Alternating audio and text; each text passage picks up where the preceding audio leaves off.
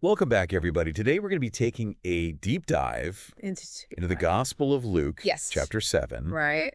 and looking specifically at the story of the Roman Centurion and his faith. And we've got a sermon that touches on this story as well. Yes, so we're going to be kind of weaving those two things together. Yeah. But it's not your typical Bible story. I feel like this That's one, right. it challenges some assumptions. Absolutely. And it throws in some unexpected twists. Yeah, I think what's really interesting is right off the bat, we have this Roman Centurion. Yeah. This guy is part of the force occupying the Jewish people, and he decides to build a synagogue for them. Right. Which you don't see every day. No, not at all. And I think that's one of the things that really struck me when I was reading this is that we're not just talking about some random soldier. Right. This is a centurion. This is the guy with real power and authority in Roman society. He's got clout. Exactly. And I think that's where the sermon that we're looking at really helped to fill in some of the blanks. Yeah. Because it talks about what Roman occupation actually looked like back then. Mm-hmm. And it was brutal. Yeah. It was oppressive. They would even, crucify people. Yeah.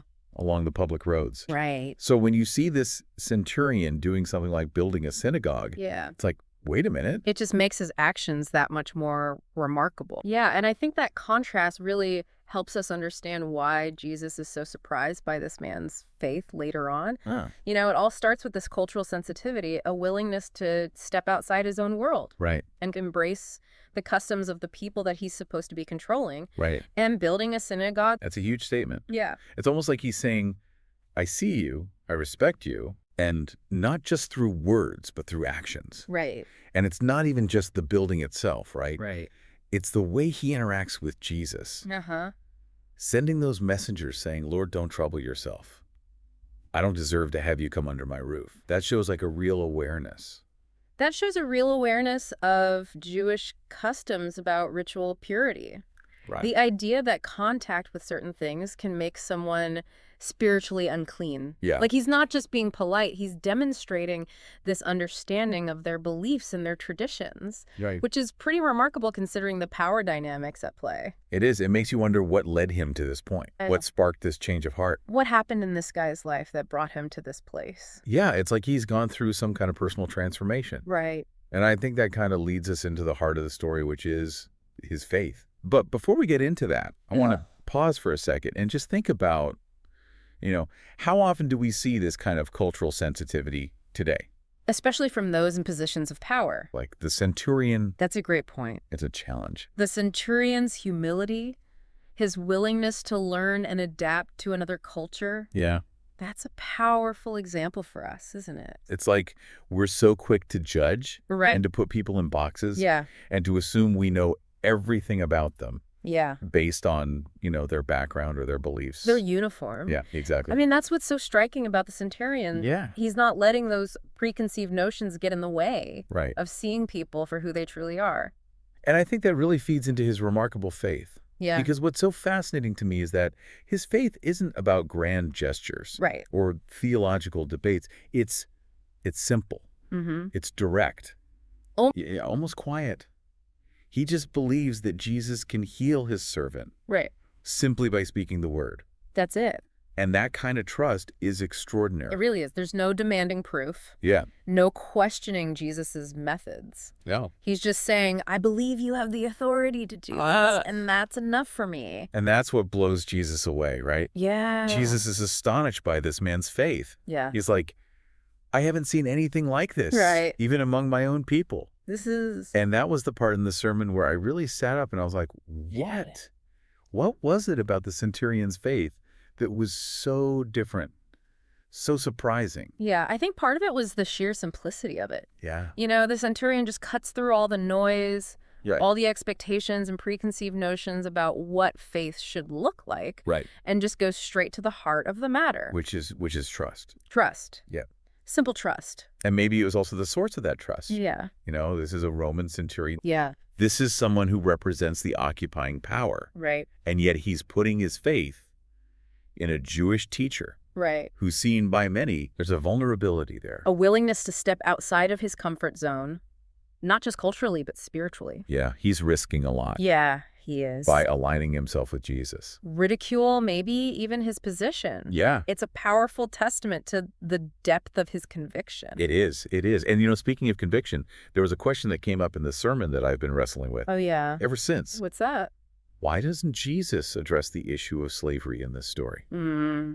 That is a tough one. The centurion clearly has a servant who's sick, Right. and Jesus heals him. It seems like the perfect opportunity. Yeah, you think he would Say something about freedom, about equality, Right. but he doesn't. And that's been something that people have debated for centuries. It has, some people have used this story to argue that the Bible condones slavery. Right. That, look at the centurion. He's a model slave owner. He Right. cares for his servants. Right. But I think that interpretation misses the larger point. Yeah. We have to look at the whole of Scripture. Right. And the Bible's message about God liberating the Israelites from slavery in Egypt, Yeah. about justice and compassion. Right. It's a much bigger picture. It is. This story isn't a neat and tidy answer to a very complex issue. Right. It's an invitation Yeah. to really grapple with some uncomfortable truth, Right. to examine our own assumptions and biases. And to seek ways to live out our faith. There's a boldness there, a spirit of inquiry, Yeah. that I think resonates with Jesus's own ministry. That's a fascinating perspective. It's like the centurion is modeling a kind of active faith, Right. one that doesn't shy away from difficult conversations or uncomfortable truths. Yeah, and that brings us back to that final thought from the sermon. Yes. The question that really got me thinking. What would it take for Jesus to be surprised by your faith? Oh, that's good. What would it take? Yeah.